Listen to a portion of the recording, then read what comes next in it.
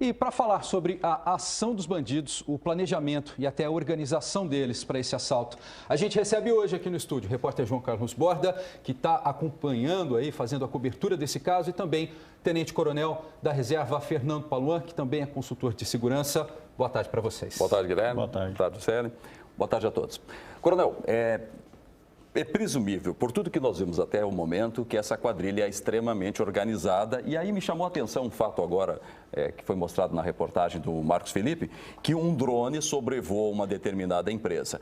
Essas quadrilhas já antecipadamente vão coletando essas informações? E pergunto mais para o senhor, essas quadrilhas muitas vezes podem usar até um sistema de satélite? Sim, eles podem utilizar o sistema de satélite, que é um pouco menos de detalhe de dados. O drone é uma tecnologia muito nova, né, muito atual, que com certeza ele pode ser utilizado para efeitos, né, não tão condizentes com o que nós esperamos, né? Então pode ter sido utilizado. Eles já usam sim, uma tecnologia para fazer esse tipo de assalto, com certeza. Eles usam, eles conseguem infiltrar, eles conseguem informações provavelmente de dentro da empresa, nesse caso e em vários outros casos que nós temos conhecimento. Eu gostaria que o senhor analisasse algumas imagens que nós separamos aqui a respeito desse assalto. A gente vai ver agora imagens que nós já mostramos em primeira mão ontem no Jornal da EPTV, segunda edição.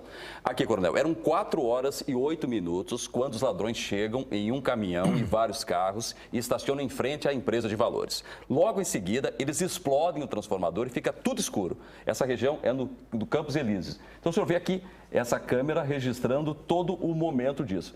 É uma estratégia, desligar os transformadores, deixa tudo escuro, ladrões vestidos de preto, né, começam a fazer esse assalto. É uma estratégia militar isso? Isso é uma estratégia militar.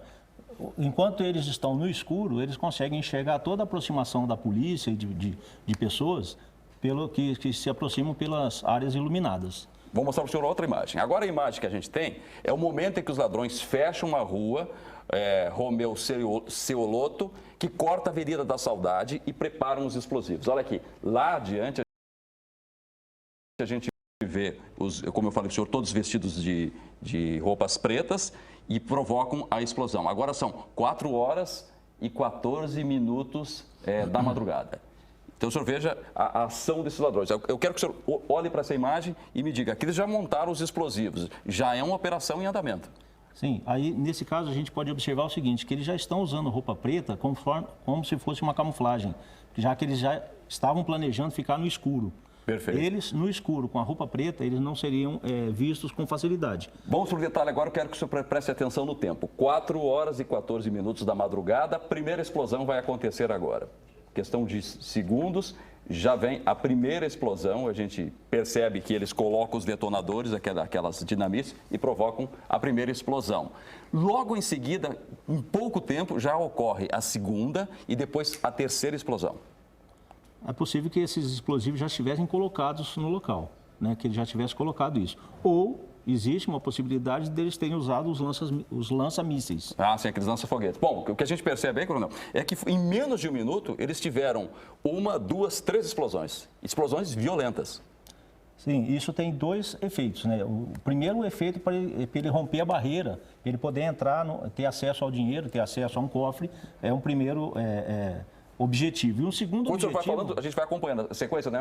Essa é a segunda explosão, são 15 segundos de diferença, muito rápido, já vai em menos de um minuto, da primeira para a segunda explosão. E um segundo objetivo, então, seria o efeito psicológico que isso causa em quem possivelmente estaria fazendo a defesa. E na sequência, uma outra explosão, uma terceira explosão acontece também. Olha aí a questão, ó. Parece uma explosão em cadeia, né? Em cadeia. Parece que toda a ação dos bandidos foi orquestrada e planejada, né? A gente percebe que eles têm lanternas. As lanternas são potentes. As lanternas são ótimas aí, eles estão bem equipados, né? Sim, o que a gente chama de lanterna tática. Entre a primeira e a terceira explosão foi só 1 minuto de diferença. João Carlos Borda e doutor, por favor, eu quero que vocês vejam agora aqui comigo. A gente teve acesso ao boletim de ocorrência que que foi registrado pela Polícia Militar. E aqui ele registra, então, que por volta das 4 horas da manhã, uma viatura da PM flagrou o comboio de caminhão, de vans, de muitos carros. Nesse momento, os ladrões atiram contra a viatura. Então, a gente percebe que a polícia foi atacada antes dessas 3 explosões que a gente mostrou aí, porque a primeira aconteceu, como a gente viu, às 4 horas e 14 minutos. Quer dizer, os ladrões, eles não recuaram, mesmo com esse primeiro embate. Me chama a atenção 2 pontos aqui, quando eu gostaria que o senhor analisasse essa observação. Se às 4 horas da manhã a PM tromba com os ladrões e é um comboio de 20 homens se deslocando para, presumivelmente, a empresa de transporte de valores. Ora, se houve esse encontro, primeiro, a PM já não deveria antecipadamente montar uma ação para esperar esses bandidos e ter um poder de fogo para enfrentá-los? Primeira questão que eu coloco. A segunda questão, a ousadia dos ladrões, a determinação.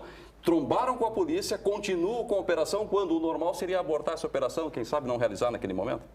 Então, aí nós estamos analisando 2 coisas diferentes. Primeiro, o que passou pela cabeça da polícia. E segundo, o que passa pela cabeça dos marginais. Então, a primeira questão, conforme ela levantou, a questão da polícia ter sido alvejada por um tiro. Com certeza, isso aí já denota para eles uma ação em andamento. Agora, eu pergunto, o que a polícia poderia fazer? Para a gente fazer uma reação, para oferecer uma reação a isso, existe uma necessidade de planejamento, existe uma necessidade de um preparo. E isso ocorreu poucos segundos antes. Há uma impotência da polícia para enfrentar uma ação desse tipo? Sim, dessa magnitude, sim. Então, a nossa polícia não tem estrutura para enfrentar uma bandidagem dessa? Infelizmente, não tem. Os marginais estão usando armamento de guerra e a polícia não tem armamento para fazer frente a isso. Borda, coronel, agora uma situação que chama muito a nossa atenção. A gente preparou uma arte, nós fizemos, para mostrar exatamente qual é a distância da empresa de valores até o quartel da Polícia Militar, pouco mais de 1,5 km, 1,6 km, aqui da Avenida da Saudade, com a Romeu Cioloto, onde fica a empresa, até o quartel da PM. É uma distância muito curta, coronel Borda, para a gente discutir sobre essa questão. Boa parte da cidade, com certeza eu arrisco que esse raio todo ouviu o barulho das explosões. 1,5 km, é uma distância relativa, curta, longa? A distância, eu de menos, o que influi bastante é o tempo de reação da polícia. Quantas viaturas eles conseguiriam mobilizar nesse tempo que durou o assalto? Nós estamos falando em poucos segundos entre a primeira explosão, a segunda e a terceira. Quanto tempo demorou a ação como um todo? 45 minutos a partir da hora que a polícia começou a reagir. Aí a gente já não conta mais, porque aí já está nos finalmente, já está na troca de tiro. Mas a polícia reagiu de uma forma rápida, eles conseguiram se deslocar para o local de uma forma extremamente competente, eles foram muito rápidos nisso. O que acontece é que a polícia não tem armamento, não tinha um planejamento esperando uma ação desse tipo e desse tamanho. Bom, agora ontem o secretário de Segurança Pública do Estado esteve aqui em Ribeirão acompanhando aí o enterro do policial morto nesse caso. Pois é, ele falou sobre a entrada de armas de uso exclusivo pelas fronteiras aqui do país. Nós estamos estabelecendo uma ação conjunta com o Ministério da Justiça, com a Polícia Federal, com a Polícia Rodoviária Federal, para maior controle das nossas fronteiras, para que a gente possa evitar a entrada no país desse tipo de armamento, esse armamento pesadíssimo que termina ceifando vidas, termina retirando vidas de inocentes e de policiais que estão ali no cumprimento do dever. Então não é só aumentar o poder de fogo das nossas polícias. As nossas polícias são bem equipadas, mas nós temos que evitar que verdadeiras armas de guerra entrem no país e que elas caiam na mão de bandidos que venham a causar tanto desassossego para a sociedade. 2 perguntas para uma resposta muito objetiva do senhor. Primeiro, faz sentido o que o secretário disse? Segundo, o que dá para comprar hoje do Paraguai, nosso país vizinho, de armamento? Dá para comprar um lança-foguete?